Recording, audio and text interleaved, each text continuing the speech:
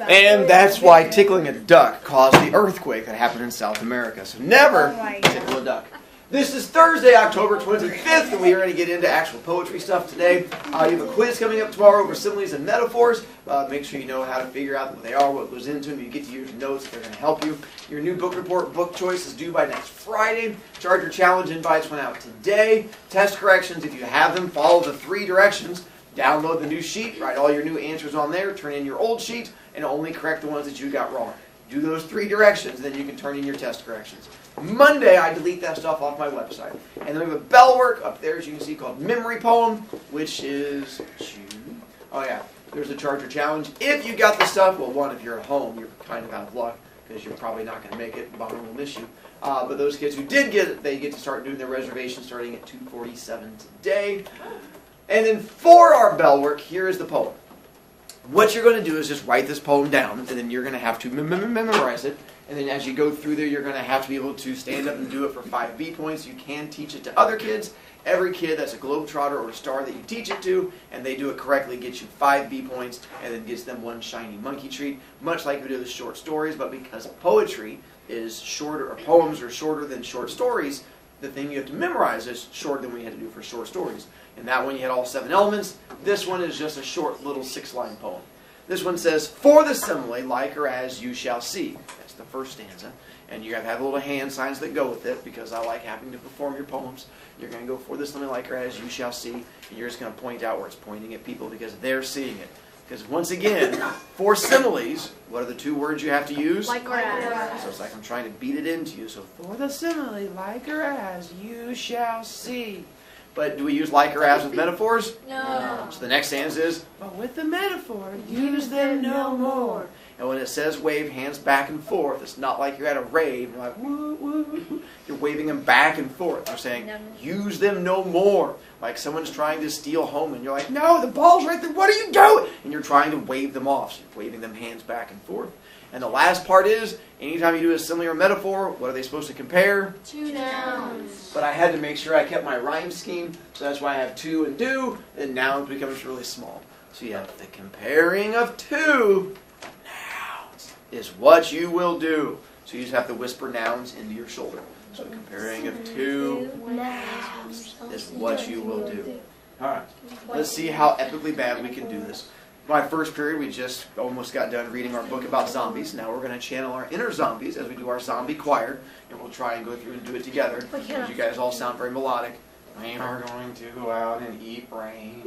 Alright, so we'll do the first stanza together, not saying the part in blue. Once again, I have my extended throat punching stick. So when you go through there, for the simile like her as you shall see, point it off. So we'll try to help you out. Alright, so we have... For the simile, like her as you shall see. Nice one up. And... But with the metaphor, use no more. And then... The comparing of 2 nouns is what you will do. Alright. Now, I'm going to stand over here. Those of you who feel strong will look in this direction. Those of you not feeling as strong, you're welcome to look in that direction. I'm mostly going to do the hand signs to try and help you out, much like last time. Alright, I'll at least say the first couple words. You start off with... For the simile, like her as you shall see. But with the metaphor, use no more. Compared to 2 nouns is what you will do. Not bad. Hopefully, we'll get a chance to get our first volunteers at the end today and give you a chance to go through and do all that. We're not at the end yet, my eager people. We're already ready for your class to be over. That hurts. You make me want to cry. Let's see. Once again, book report coming up. You have the direction-y things that you can take a look at. The handout is on the website if you want to. I put the example in up there. So once again, you're going to have the flappy things, so that gives you an idea.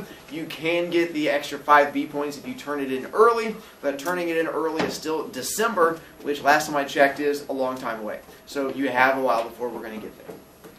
Now, I think we're done with all of that. You can clear everything off your desk except for the handout you just got. Those of you who are at home, you don't have the handout because you're not here. But you can just follow along with our wonderful learning. Uh-oh. You can also get it from my website. It's the handout up there right above. Read it, big picture. It has like handout number 1. And then this is the one we're going to take a look at. And we're going to take a look at that poem, which is right up there. Watch, we'll make it magically appear. Boom. Oh, I'm telling you where it is. So you can find the handout up there, homework files, poetry handout number 1. Now, go away. There we go. We're going to take a look at a poem called One of the Seven Has Somewhat to Say. Much like what we did when we did short stories, we're going to read it and then sort of figure out and understand what goes into it. The joy of poems, though, is they're a lot shorter, so we get to read them a lot faster. The drawback to poems are they're a lot more confusing. So we're going to read them and you're going to go, Mr. Brovicast, that was a lot of words and it was pretty and rhymey, but it means nothing to me. So that's where we're going to do a bit more of the educating. Plus, the joy of poetry is I get to pick on you guys to read. Because on here, you're going to read it once, and then I'm going to read it once. Because with poems, the more times you hear it, the better chance you have of understanding it. Before we even get to that, though, we need to write down 2 things on your paper. So it has like a little blanky area on there. Find little blanky area. And we're going to write down 2 notes to help you out. One is the word stanza. Because you're going to need to know what a stanza is. Because in a moment, I'm getting ready to tell you, hey, we're going to have you read the first stanza. And you're going, Mr. Brovicast, is a stanza like a kitten? I'm like, no. A stanza is completely different. Stanza, S-T-A-N-Z-A, that's stanza. It's a poem paragraph. And what's a stanza? Poem paragraph. There you go. Paragraph in a poem. So a stanza is a poem paragraph or a paragraph in a poem. Part of our issue with our poem paragraphs is that poets are insane. Because normally whenever we read like a short story, how do you know a new paragraph begins? What do you look for? Indenting. In our poem, we have no indenting. Because apparently, once again, poets are insane. You have to look for something else to figure it out. The gap. So what do you look for? The gap. There you go. You look for the big space. So with a stanza, it's a paragraph poem, and they're separated by a big space. So let's practice taking a look. In our poem, One of the Seven Has Somewhat to Say. How many stanzas do we have? 2. Nicely done. Now go over and look on the left where it says Mayday. How many stanzas do we have there? 4. 5. 4. I agree, 4. The bottom things are just definitions. Go over to Caterpillar on the right. 6. Let's make it a little bit tougher on you then. Little frog. Turn to the back side of your paper. 3. 2, actually. Maggie and Millie and Molly and May. 7. 6. Alright. And then my last challenging one. Go over to the right where it says Injust. And can you count how many ones we have there? 9. 9. 9. Did we say 9? 9. I agree. 9 total on that one. Told you. Because you have the splits where it has the big one, the little one, big one line, big one line, big one word, and then the bottom. So that's how stanzas work. So yay you. The last thing we have is you're going to write down speaker. S-P-E-A-K-E-R. So back in that last spot, you just did a little definition-y thing. You're going to write down the word speaker, like the thing that goes boom, boom, boom in your car when you're listening to your rap battles. So that'd be a speaker. Except in poetry, a speaker is a different thing. A speaker in poetry is when you have a character talking directly to you in the poem. Some poems have speakers, some don't. But a speaker is a character talking to you in the poem. So a speaker... Is it, Mr. Brovicast, were you writing this down? Yes, that's why I'm repeating it over and over again. A speaker is the character talking to you in the poem. Some poems have no speaker. It just says like, clouds are pretty. Look at all those flowers. I love bunny rabbits. Oh my goodness, sunshine. That's not a speaker. That's just someone who really loves the outdoors. Other poems are going to have an actual speaker, a character talking to you. Like, I run through the weeds. I love all these things out there. And that'll be more of having a speaker in the poem. The poem we're going to get to in a moment has a speaker in it. It has a main character who is talking to us. Loud one? At some point, are we going to have a poetry slam? No. I mean, if you want to do a poetry slam, you have a poem in front of you, just go, BAM! No! I know what a poetry slam is. I I'm know. sassing you, child. Goodness gracious. It's a Thursday morning. I'm going to do a poetry slam. Or you can go, poetry, you so ugly, no one likes you. Boom. With a poetry slam on that one, my favorite. With our poem, 1 of the 7 has somewhat to say. How many stanzas do we have? 2. Nice. So here, what I'm going to have you do is I'm going to have one of you read stanza 1, and then someone read stanza 2, and then I'm going to read stanza 1, and then I'm going to read stanza 2. And then what we're going to do is figure out a couple of things. One, let's see. Here's what I'm going to have you figure out. So Watts will have you read stanza 1. So that's fine. Still volunteering for me in your heart. It was right there. In stanza 1, as Mason's reading it, we're going to figure out, look for a clue. And by the way, you're welcome to write on your sheet. Look for clues that are going to tell me, is the speaker a male or a female? Does the speaker have a job? And what does the speaker look like? So we're going to look for those clues. And then loud one will give you stanza 2. Wait, can you repeat what things we need to look for? But I also want to do stanza 2. Gender. Is the speaker a dude or a chick? She's a she. I'm not done yet. And then if you're going to tell me, then you have to have evidence. Have evidence to prove it to me. Evidence. That's the author, not the speaker. Wait, I'm the speaker. Now, Malachi brings up a good point. The speaker is not the same thing as the author. Because if the author writes a poem, that's like, I run around and crush buildings because I have gigantic teeth. And I go, roar, because I'm a giant monkey. And you're like, oh my God, this was written by King Kong? No, that's an author. So author and speaker are two different things. The speaker is just a character talking to us. Not the first kid to make that mistake, so sorry. Yeah. So, I'm the speaker. no, you're the reader. Once again, we should have written this definition down. What's the definition of speaker? Character talking to you in the poem. Right. Yeah. Mr. Program, it's like writing it down helped us. Weird. So once again, gender, job, what they look like. All right, Watts, ready? Good, me too. Go for it in your best I love weird poetry kind of voice. Oh, wait, one last thing. This particular speaker, you're going to know who this speaker is. It is written by a famous character of some thing that you're going to recognize. When you figure it out, you're going to have a moment. Don't ruin it for other kids and go, it's King Kong! King Kong's writing this one! It's King Kong! Because then once again, you've ruined it for other children, and then you want to start your morning with the sore throat. So when you figure it out, you'll just give clues to help other people, but don't be a ruiner. All right, Mason, now I think I'm finally ready for you. Okay. Remember how it was before she came? The picks and shovels dropped beside the door. The sink... What? Keep going, it's okay. The sink piled high. The meals any old time. Our jackets... Oh my. They're just being annoying. It's okay. Yeah. Our jackets where we flung them on the floor.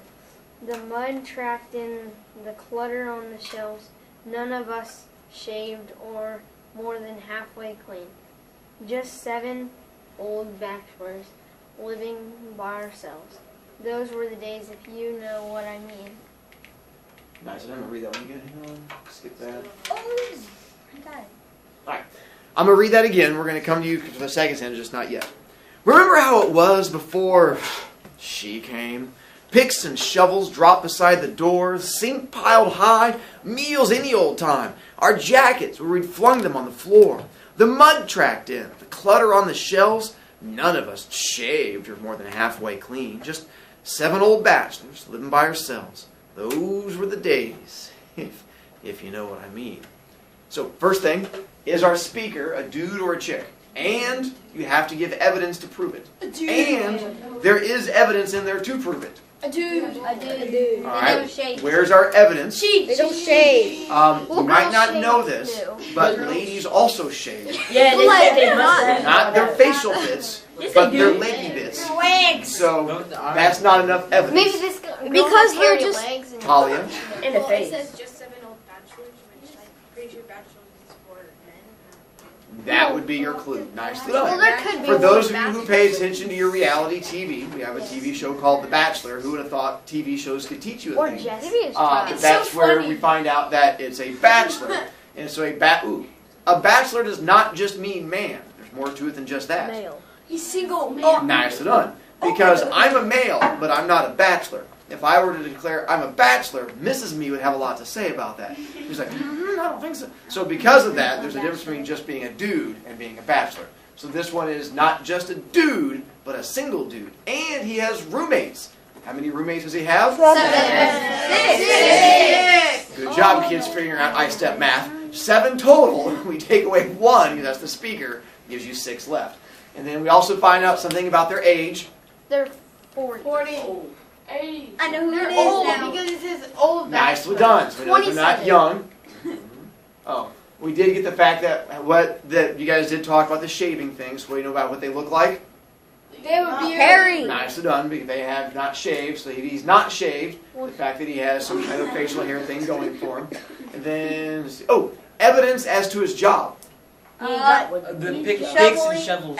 So what would that tell us about him? Mine. Gold digger. Gold digger can work. Miner can work. I know what this is. Yeah, Um, Any other guesses as to a job if we have the picks and shovels, what we know from the things in there? They bury grapes. He's a gardener. Gardener could actually work. Or he's a I know lumberjack. Grapes could actually work too. He's a lumberjack. He's a Fortnite player? No, it's not a bad guess. It's a I don't Minecraft. picks and shovels on there. It's Or the Minecraft player, Steve. though. Bro, is That that could the definitely Reaper work. It pickaxe? is a character that you might recognize. Is And, that oh, the Reaper what else pickaxe? did we find out about his home life? Wait. He had 6 roommates. He does have 6 And roommates. it was like really like messy, and he like flung his jackets around, and there was Nicely stuff done. in the seat. Isn't that I know the guy who from this the game is. Guess Who? I don't know. It's just a random picture I put on there. But the fact that they're incredibly messy, they throw their stuff everywhere. He and his roommates enjoy just throwing things on the ground. Oh, and something does upset them. What is it that upsets them? The lady that came in. Some random girl shows up and they all get upset because women. I know what it is. Yeah. All right, now Cole, this goes to you. She scrubs, she sweeps, she even does the ceilings. She made us build a tool shed for our stuff. Dinner's at 8, settings formal, as if we weren't afraid I'd hurt her feelings. I'd move until we get her married off, and things can gradually slip back to normal. Nicely done. She scrubs, she sweeps, she even dusts the ceilings. She's made us build a tool shed for our stuff. Dinner's at 8, table settings formal. If I weren't afraid I'd hurt her feelings, I'd move until we get her married off and things can gradually slip back to normal. So we have, who has arrived in the story? This girl. So the girl has arrived, and what is the girl doing? Cleaning. Not just cleaning, but making them clean, and how do they feel about that? Yeah. Women, exactly. Now, not just cleaning, but this girl kind of goes extreme with her cleaning. The dusting of the ceilings, building a tool shed for all their stuff, having to pick up all the things that are in there. Let's see. Overall tone of the poem, we're going to come to in a moment. But using all of those clues, for those of you who started to figure things out, who is the speaker in our poem? One of the 7 dwarfs. Wait, can I Doc? say? One of the 7 dwarfs from You mean that Snow one? White and the 7 dwarfs. Yeah. Now, specifically, from the tone of the poem, we can figure out which dwarf it is. Yes, Anger. Anger is not a dwarf. What was But Cinderella? you're on the right track. What's it? Sam? Grumpy. Yeah, sorry. Nicely done. Okay. So was you gonna got say girl, anger. cleaning, Yeah, and that's the fact that it's of the dwarfs because of the overall tone of the poem. Wait, which one's grumpy? I've never Let watched me guess. It's in the. No. He's that one. The one that looks kind of grumpy. That's I've right never there. watched that show. Me in my neither. life. I've never seen this ever. That one's grumpy right there. I've never seen whatever. So, with our poem, it's being told from the perspective of a character that we recognize, and we can figure out which one it is just from the fact that of the overall tone. If you've never seen it, I'm sorry that your parents were abusive. That's awful. Not letting you watch such a wonderful show. Now, the next question I have for you is, evidence in the poem, does the speaker hate the girl? Yes. Find me evidence to prove the speaker hates the girl. Will Michael? I hurt her feelings. You have to go for the whole sentence. Oh, If I, and if I weren't afraid to hurt her feelings. if I weren't, so Oh. So then she's just a bully. No, he's afraid, so no, that doesn't count. Oh, I got it. that was a good argument. I almost followed the whole way through. Green? It says on the first sentence, remember how it was before she came. Good. Does that mean he hates her? Yes. No. No. Oh, okay, I got it. You sounded strong for a moment, and then you kind of backed out on me, Green. I'm so proud. Eckenbeer? He doesn't hate her. Why? Because because he says, if I weren't afraid, I'd hurt her feelings. Okay. Because he doesn't want to hurt her feelings. Because if you hate someone, you just like tell them. He wants to hurt his feelings. Nicely done. Wait. So What your about evidence says- is that does not hate her, because if you don't want to hurt someone's feelings, it means you don't hate them. If you hate a person, you do want to hurt their feelings. You're like, oh, you're ugly, and your breath stinks. That hurts my feelings. Yay! And that's your whole goal. Whereas if you don't hate them, now, given he does hate something, it's just not the girl. The Cleaning. There you go. He's bachelor. He hates the cleaning. Hey, we've gotten through our first poem, and you did not die. Well done. Tomorrow you have a quiz. Celebrate.